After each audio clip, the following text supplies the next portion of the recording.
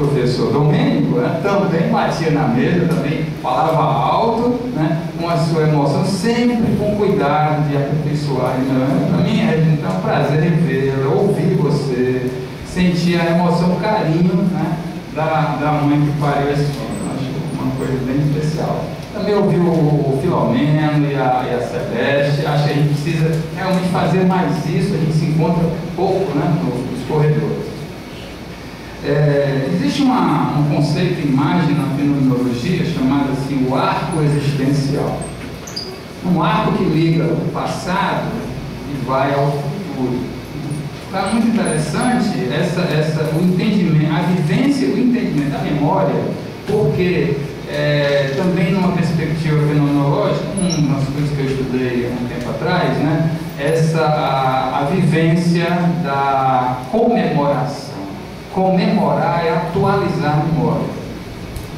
Então, ao a gente comemorar os aniversários variados que nós temos na vida, a gente está, né, atualizando uma memória que se constrói ao longo do tempo.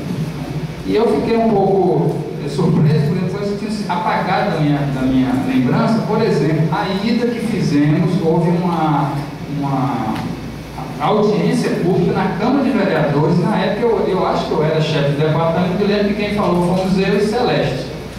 Celeste com mais experiência do que eu, e me lembro que ela falou melhor do que eu, defendendo, projetando o curso, eu estava presente, e alunos, né, Celeste, e alguns professores. Teve essa audiência pública, não recordo o ano, mas eu fui aqui chefe de departamento e foi naquele período. Então, eu acho muito importante vocês estarem ouvindo esses relatos, essas narrativas. O Marx tem toda a razão, e acho que a gente tem, a partir de hoje, um compromisso, e eu quero dar minha contribuição de produzir a memória a partir desses relatos que estão sendo gravados aqui, para a gente poder produzir um livro, uma publicação, quem sabe ano que vem já, porque nós temos 35 anos de UES, se não me engano, e a semana universitária do ano que vem vai ser mais especial, então a gente poderia ter essa produção, e eu queria dizer que eu quero de alguma maneira dar uma contribuição na medida do possível. Só para concluir, quero contar uma pequena história pessoal. Eu cheguei aqui em 1993, fiz um concurso público, nós tínhamos 11 candidatos, e eu, da prova escrita para a prova oral, só ficaram eu e outro. E na hora que eu cheguei aqui para fazer o concurso, o meu concorrente tinha dado a aula, e quando saiu, disse para mim, disse logo eu que era concorrente dele, a minha aula foi muito ruim, né? Aí eu fiquei mais animado, né? E enfrentei uma banca com a professora, com o professor Domênico, com a professora Bárbara Freitag, uma das divulgadoras da Escola de Frankfurt no Brasil, de que eu tinha sido aluno na UNB, e foi de Quixadá, Glória Diógenes, com um tema maravilhoso, a crise fiscal no Estado contemporâneo. Depois que eu dei a aula, a própria Bárbara Freitag disse, rapaz, um tema desse não é brincadeira. Fiz essa prova com o tempo. Entrei, fui bem recebido pela chefe de departamento da época e pela coordenadora, e com pouco tempo senti um movimento de cativar o sangue novo, né? Eu estava na Unifor e na UES, elas me convenceram, e eu agradeço, que não tinha sentido eu ficar em duas universidades, e tinha a questão da DE, e na época o reitor da universidade era o Petrola, e a Regina e Beta conseguiram que eu deixasse a Unifor e passasse a ter a categoria de DE, que eu não sei se ainda tem, porque depois do PCC, enfim, né? Tem, né, DE? E aí, logo em julho daquele ano, eu já estava um pouco interessado por comunidades alternativas no Brasil, e a professora Regina conseguiu um bilhete através da reitoria para eu viajar até a cidade de Brasília. Peguei uma mochila muito grande, peguei um avião, desci na cidade de Brasília e fui para uma cidade que eu recomendo que vocês possam ir, chamada Pirinópolis, interior de Goiás, cidade histórica, e em cujo município ainda existem lá umas comunidades alternativas. Eu fui para um congresso dessas comunidades em Juti, 500 pessoas de barraca. Eu me lembro bem que quando eu voltei, comentei com a Neuma, eu lembrei disso. E olha, eu fui num ponto e a Neuma, como é que era? Bom hotel, não sei o que, hotel. Não, era tudo barraca, um frio danado. E entre uma das peculiaridades que eu citei em aulas de metodologia, algumas vezes, questão da observação participante, mais tarde, me aconteceu de que, em dado momento, tudo assim, bem rústico, né? E eu vi as pessoas se dirigindo para o rio para tomar banho. Então, era uma regra muito dura as pessoas tomarem banho no rio usando sabonete. Não podia, toda a questão ecológica. E eu, poxa, também 9 horas da manhã, né, lá em Goiás, vou tomar banho de rio, peguei o calção de banho e segui pela mata. Né? Quando cheguei lá, na medida que eu fui me aproximando, fui desacelerando o andar, porque eu vi que eu estava numa condição inapropriada. Nós tínhamos na minha frente 200 pessoas, todo mundo sem roupa, e eu de calção de banho. Então, eu fui forçado pelas contingências a tirar o supérfluo, né? E lá fiquei fazendo observação participante. Essa história, ao retornar, evidentemente, contei para a coordenadora e tal. Eu não me lembro bem se foram meses ou semanas, eu fui receber no salão do reitor a posse, a cerimônia de posse das mãos do professor Petrola, e para meu desconcerto naquele momento, poucas pessoas estavam recebendo, a Regina disse: olha, Petrola, esse é aquele professor que você não conseguiu um bilhete, foi lá para Goiás ficar lá no budismo lá. Lembra, Regina? Eu estava fazendo pesquisa, né? Então, isso, e logo em seguida, elas me convenceram a ser candidata a chefe de departamento. Eu fui chefe de departamento por um período. Inicialmente foi com ela não está aqui hoje, a Beirinha, e a Beirinha tem um problema de saúde, que eu tinha esquecido. A Belisa assumiu, nós trabalhamos o período, tínhamos dificuldades, né? Mas foi uma experiência muito boa para mim, e acho que a gente deve estar sempre contribuindo, aperfeiçoando. Esse curso que nós temos hoje, com esse currículo, é resultado dessa história, desse trabalho das pessoas, desse compromisso. Então, quero parabenizar, achei muito bom ouvir vocês.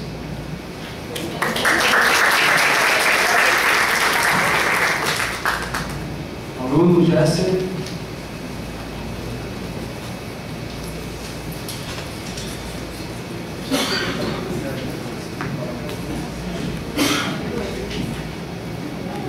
Bom dia, pessoal.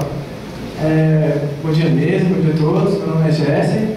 Eu estou aqui há uns 2 anos e estou no 6º semestre, né? Como professor irmão, eu sou novo aqui, então vou tentar fazer essa ponte, né? Com tudo que foi colocado hoje, com a minha experiência aqui no curso e tal, esses dias. E eu queria falar especialmente, né, para os alunos que são parte constituinte dessa história também, né? Não ia haver parto sem o filho, né? Eu acho que os filhos são os alunos. E no sentido de que eu acho que uma primeira coisa que se coloca aqui no curso, quando você entra, depois de alguns semestres e tal, no começo também, qual é o nosso papel, né? Qual é o papel do cientista social. E eu vou usar muito para basear minha fala o pensamento de um grande cientista social, que foi Florestan Fernandes, né? Que há 30 anos atrás já se perguntava sobre isso, qual era o papel desse sociólogo, né? Desse cientista social na nossa sociedade. E desde aquela época ele já reparava uma coisa que eu vejo se reproduzir aqui, em menor ou maior escala, na minha época aqui de vida, que é a construção de um senso comum cientificado, assim, um senso comum que o pessoal chama de douto, que acha que, tipo, há um tipo ideal de cientista, aquele cientista objetivo, aquele cientista baseado para aqueles padrões exigentes da ciência, e há aquele cientista que se surge, digamos assim, né, se engaja na luta real, tenta apontar, tenta não só fazer perguntas, mas também responder essas perguntas, né? Isso foi algo criado, que eu vejo se reproduz aqui, infelizmente, mas que é algo para a gente pensar o porquê, né? E para defender, né, por que esse cientista, na minha opinião, deve ser um cientista realmente também engajado nas lutas sociais e nos movimentos reais, no sentido de dar resposta, não fazer perguntas. Eu não vou citar aqui nem as conjunturas da América Latina, ou o imperialismo estadunidense, como acho que a gente sempre fala, né, quando a gente vai falar uma coisa crítica, vou falar da universidade mesmo, do CH, na minha experiência aqui como estudante nesses 2 anos, né. A gente começa pela questão do orçamento da universidade, né. A gente tinha, pela lei, tinha um orçamento de 5% do orçamento estadual, 5% para ir para a UES.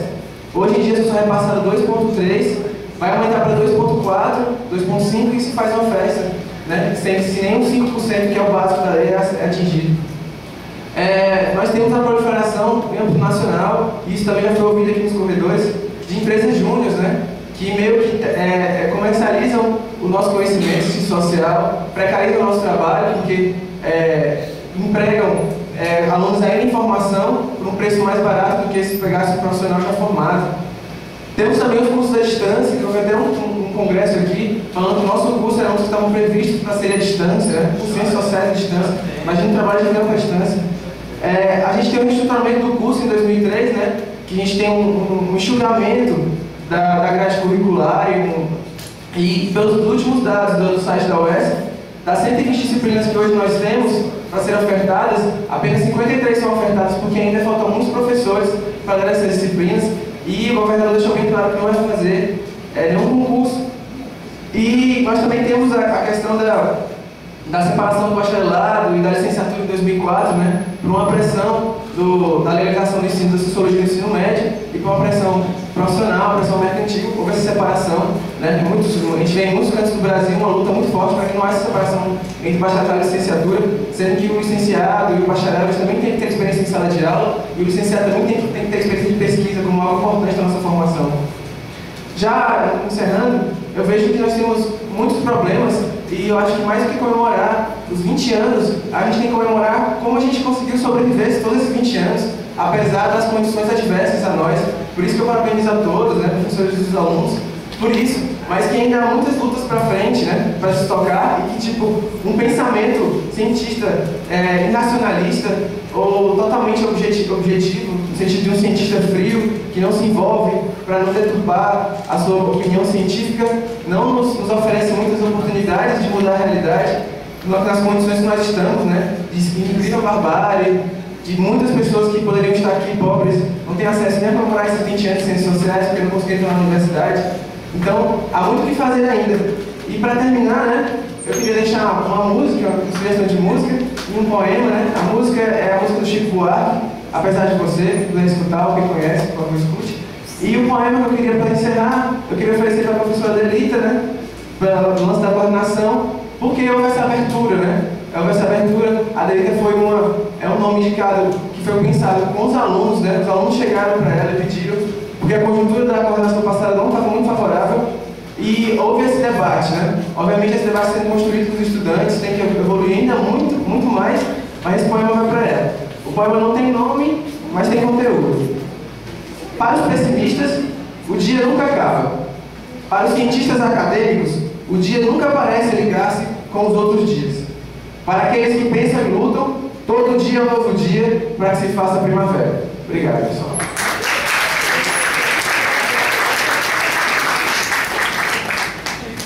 Encerrada a primeira rodada de perguntas, vamos às respostas. Vou tentar ser bem breve, que eu imagino. Já tem gente para outra rodada de perguntas? Olha só, estou esperando eu sorteio. Já que não tem inscrição para outra rodada, eu queria dar um aviso antes de encerrar, porque senão o aviso perde o sentido. Esse espécie de muita gente. Bom dia, gente. O que eu quero divulgar aqui é como membro, participante do Sindicato dos Docentes da UES. É uma seção sindical do Andes, que funciona na UES, tem também na UFA, na UFCA, na UFC, em qualquer lugar onde tem uma universidade, pode constituir uma seção sindical que participa do Sindicato Nacional. Nós vamos fazer uma assembleia segunda-feira, próxima, dia 21, a partir de 10h30, para pegar o final mesmo do expediente, para que os professores saiam da sala de aula, dê uma desculpa aí, planejem, né, e vão lá para o auditório da Prograde, no Itaperi.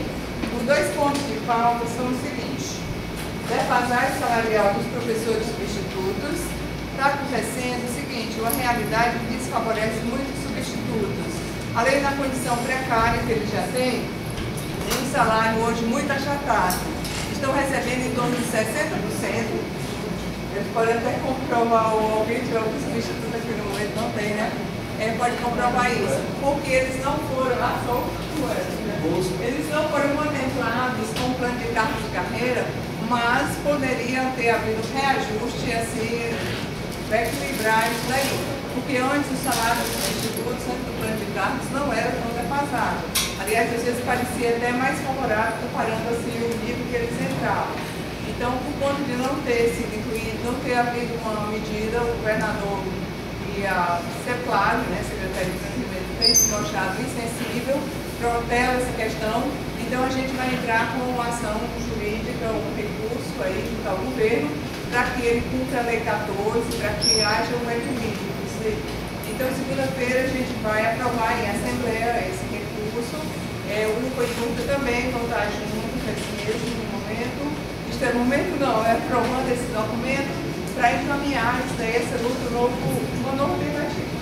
E a gente vai também escolher delegados para participar do 29º Congresso Nacional do ANDES, do Sindicato Nacional, que vai ser em Belém, de 26 a 30 de janeiro. Então, são esses dois pontos que eu queria convidar os colegas, não só filiados, mas quem não é também, e alguns alunos ou quem quiser comparecer também. 10h30 na Probrante. Bom, eu vou fazer aqui um comentário rápido, depois se os colegas da mesa quiserem dizer mais alguma coisa. Bom, a ideia de escrever, né, já ganhou reforço aí com o Tadeu, que legal. Eu estava dizendo que tanto as anotações da Regina como as da Beta já pode ser um rascunho, né, que funciona. E eu também posso colaborar. Eu acho que é uma grande ideia essa reflexão. Olha, Max, esse negócio da antropologia, quem já me conhece sabe dessa minha posição. Eu acho que era um pouco a posição do pessoal na época. Eu não consigo ver ciências sociais hoje ainda com essa separação. Realmente, eu, por exemplo, como, sei lá, sociólogo, eu não consigo pensar na minha formação sem Levi-Strauss, sem Darcy Ribeiro, e por aí vai. Então, na verdade, são metodologias, perspectivas que se integraram tanto que, para mim, e eu acho que era um pouco já de posição há 20 anos atrás, soa artificial insistir nessa formação tripartite. Então, a gente não se preocupava realmente com isso. E, para mim, foi de certo modo, de serviço. É uma opinião que volta hoje à discussão sobre ciências sociais, né? Isso. Essa tradição de insistir nessa departamentalização, quando na prática você vê que a primeira monografia foi uma pessoa fazendo observação participante do concurso de Miss, entrevistando os jurados, ficando no baile até o fim, visitando o pessoal quando estava preparando suas fantasias para o desfile. É antropológico? Entendeu?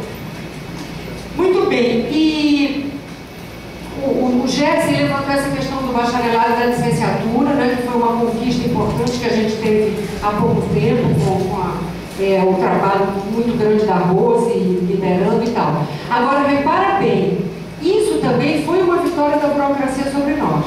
A nossa ideia na época, que eu tenho certeza que é a ideia que predomina, só que não é possível, é isso que você colocou. Para nós, todos os alunos deveriam fazer o bacharelado, defender monografia.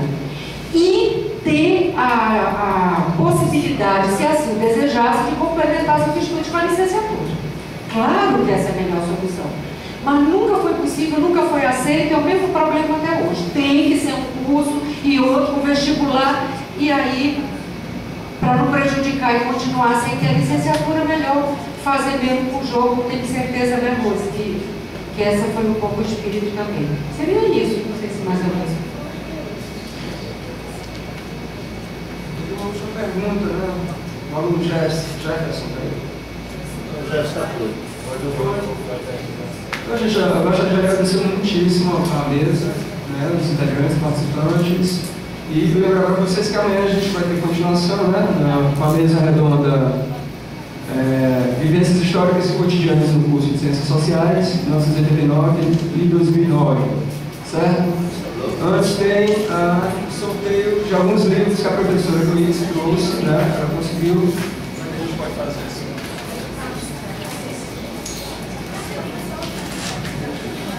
Bem rapidinho, cara, para todo mundo cansado. Eu queria agradecer à Fundação Astrógildo Pereira, do vários livros.